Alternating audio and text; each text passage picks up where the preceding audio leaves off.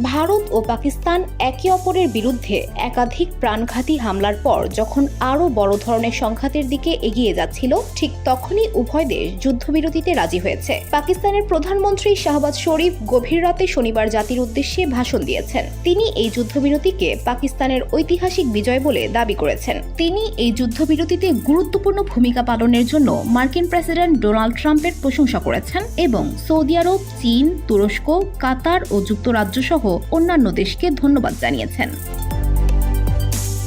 ভাষণে তিনি চীনকে অত্যন্ত কাছের, খুব বিশ্বাসযোগ্য এক বন্ধু দেশ বলে উল্লেখ করে ধন্যবাদ জানিয়েছেন। তিনি উল্লেখ করেছেন যে যুক্তরাষ্ট্র এই যুদ্ধবিরতিতে সবচেয়ে গুরুত্বপূর্ণ ভূমিকা পালন করেছে। শাহবাজ শরীফ বলেন, আমরা শান্তিকামী রাষ্ট্র, পাকিস্তানে কোটি কোটি মানুষের বসবাস, প্রত্যেকের জন্য লাভজনক হবে ভেবেই আমরা যুদ্ধবিরতির এই পদক্ষেপ নিয়েছি।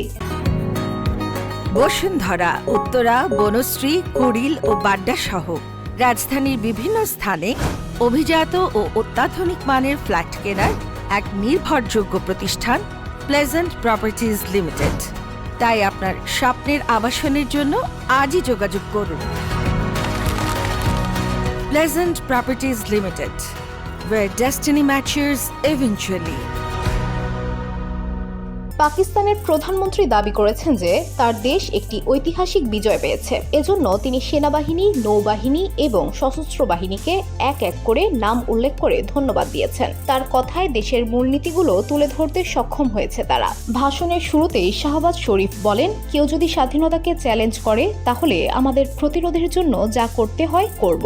তার দেশের বিরুদ্ধে বিভিন্ন ভিত্তিহীন অভিযোগে নিরপেক্ষ তদন্তেরও দাবি করেছেন পাকিস্তানের প্রধানমন্ত্রী। তিনি বলেছেন, ড্রোন দিয়ে পাকিস্তানের উপর হামলা হয়েছে, মসজিদ ধ্বংস করা হয়েছে এবং নিরীহ মানুষের প্রাণ কেড়ে নেওয়া হয়েছে। এছাড়া পানি বন্টন ও কাশ্মীর সহ বিতর্কিত বিষয়ে আলোচনার মাধ্যমে সমাধান সম্ভব বলেও আশা প্রকাশ করেন পাকিস্তানের এই প্রধানমন্ত্রী।